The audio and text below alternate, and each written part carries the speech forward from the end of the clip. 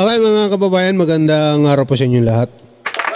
Ito si Kerwin Espinosa, tinanggi na siya ay drug lord. Sabi ni Kerwin Espinosa dito mga kababayan, hindi po ako drug lord. Tinurin lang po nila ako na drug lord kasi nga po may kaya kami sa buhay. Yan ang sinasabi ni Kerwin Espinosa.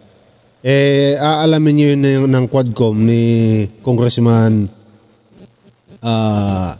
Romeo Acop. Tatanungin niyo ngayon ito si Kerwin Espinosa kung totoo ba yung sinasabi niya na hindi siya drug lord mga kababayan. Pakinggan natin. But first, may I ask Pedea?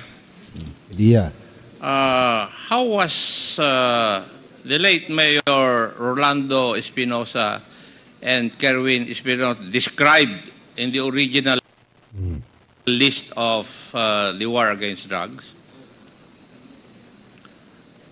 Ano po ang nakadescribe doon sa inyong files? Your Honor, in the original list, they were described as drug lords. Both of them? Yes, Your Honor. Okay. Now, Mr. Espinosa, hindi ko na po kayo tatanungin tungkol dun sa event sa tatay ninyo. Kasi, as your lawyers very well know, I consider them as hearsay. Kasi hindi first-hand information yung sagot mo sa akin. Di ba? And you can ask your lawyers. Tama rin po ba? Yes. Now, ang gusto ko lang pong tanungin sa inyo is, dun sa inyong affidavit, sinabi ninyo na sumunod lang kayo sa plano. Ano po yung plano na sinasabi ni then Chief PNP Bato de la Rosa? Pakilinaw po yun. Sa Mr. Chair, sa pagkaintindi ko na plano sa patungkol doon sa sinasabi ko, ang plano ay idiin ang mga taong binigay niya na pangalan, idiin sa kalakaran ng droga at protector ng droga. Specifically, si Senator De Lima, Senator Laila De Lima, Peter Lim, Peter at Lim, Peter Ko. Peter Ko, Lovely Impal, Yes. at General Luot.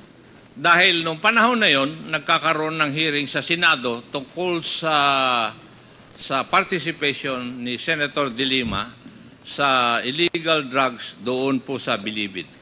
Tama po ba yun? Yes po. Yes, tama. Now, noong panahon na yon, yung driver ni Senator De Lima nagtago, di po ba? At eventually nahuli. Tama po yun, Mr. Chair. Kaya nung ikaw ay nanggaling o nakuha sa Dubai, dinala ka rito sa Camp Crame, doon kayo nagkita ni Mr. Dayan? Hindi po kami nagkita, Mr. Chair.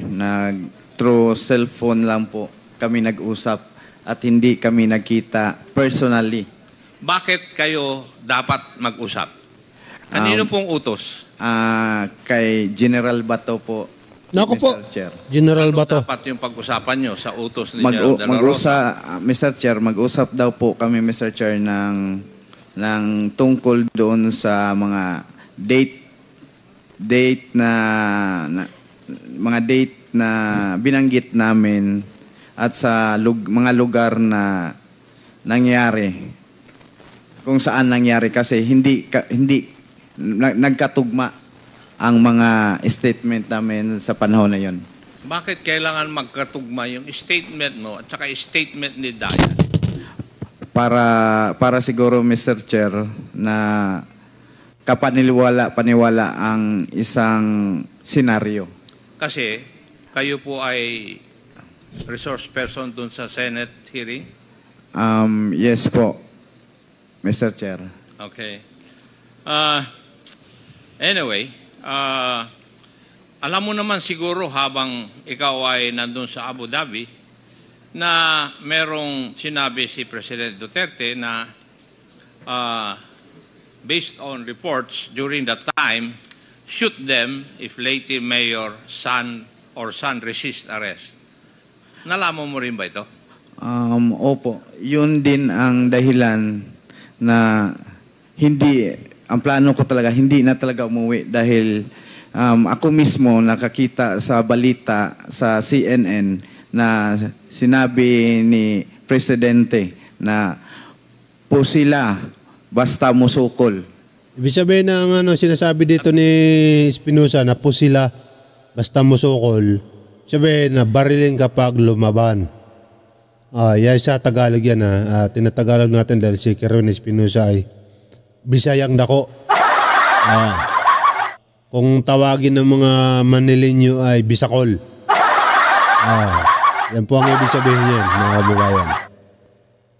At nalaman mo rin ba na si Gerald De La Rosa, who was then the chief PNP, ay nagbigay ng shoot-on-sight order laban sa iyo when he stated in a news article, De La Rosa to Abuera Mayor Sanz, surrender or die? Yes po, Mr. Chair. Yung tatay po ninyo sumuko sa otoridad noong August 2, 2016. Tama po. Tama. Tama po, Mr. Chair. And unfortunately, November 5, patay po siya. Opo, Mr. Chair. Yes. Anyway. Now, meron ding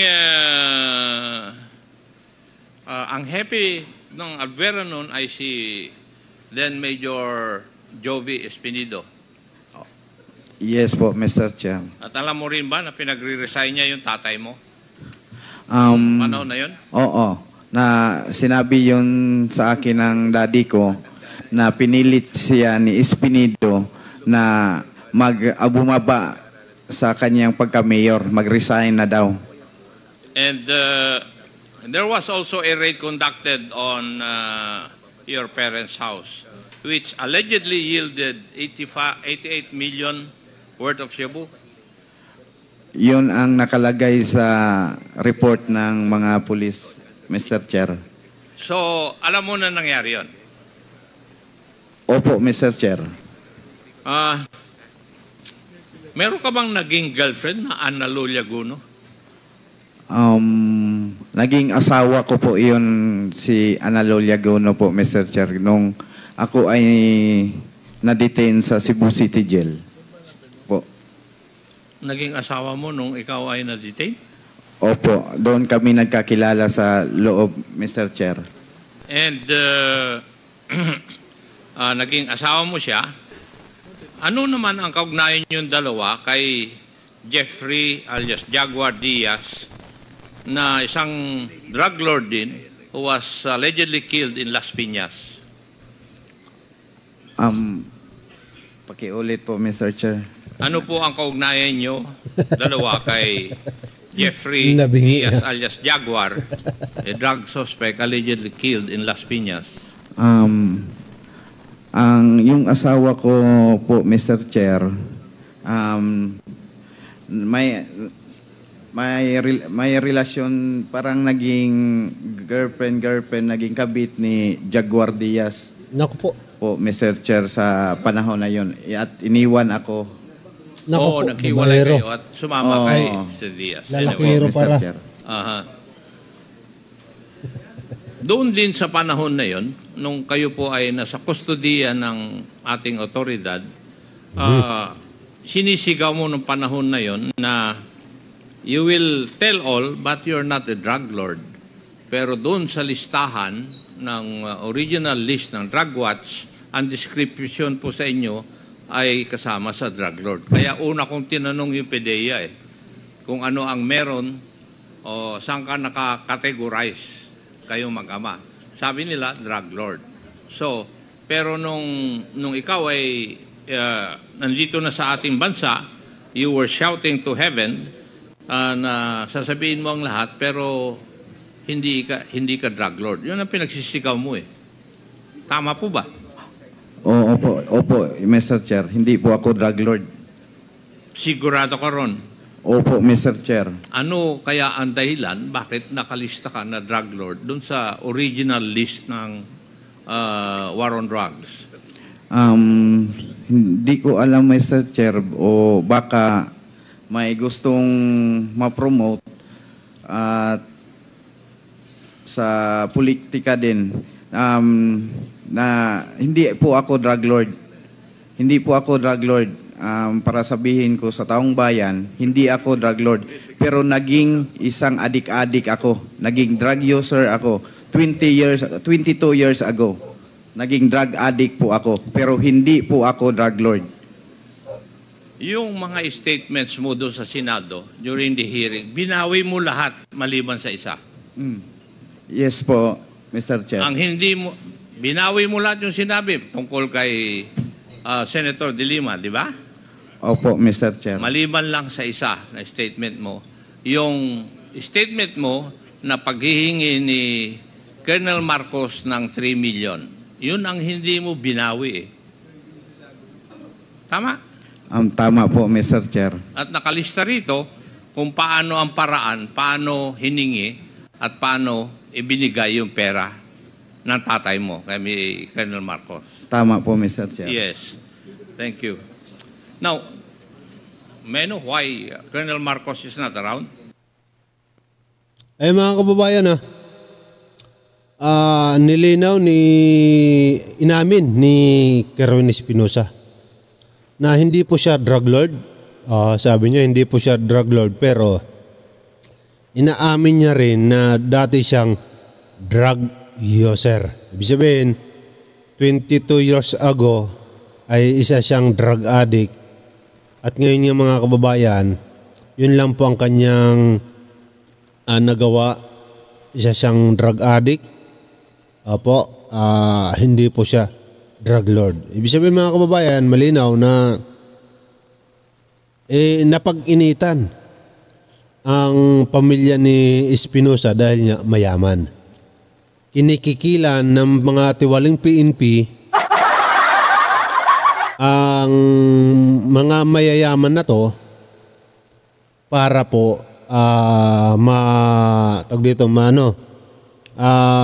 para po pagkakitaan. Diba? Kasi kilala pala nila na drug user itong si Kerwin Espinosa. Yun po lang mga kababayan ang dahilan. Ako naniniwala ako sa ganyan Kasi alam niyo kung bakit? Lahat ng mga drug user na yan, alam ng PNP yan kung sino-sino yan. Alam nila yan. Ngayon, once na umasinso ka sa buhay, tapos kilala kang isang drug user, pagbibintangan ka niya na nagbibintang na ng droga. Ganun yun Ganun yung mga style na yan. Kaya once na nagkaroon ng pagkakataon mga yan na malakas sa isang politiko, kakanain ka niyan, pipirahan ka niyan, kapag hindi ka nagbigay, tapos ka na. Dadamputin ka, pagbibintangan ka na kung ano-ano. Ganyan yung mga style. Alam na mga yan, hindi na bago yan Kahit sa pelikula, totoong buhay, nangyayari yung mga ganyan, mga kababayan. Kapag ikaw ay kilala na drug addict, tapos maganda ang buhay mo, kayang-kaya ka nila pagkakitaan, mananagot ka talaga dyan. Mas maganda siguro kung marami kang protection, may kilala kang mga protection ng mga politiko sa national, hindi ka nila basta-basta gagalawin. Ayan, malinaw Kerwin Espinosa hindi drug lord. Katulad ng sinasabi ni Bato de la Rosa.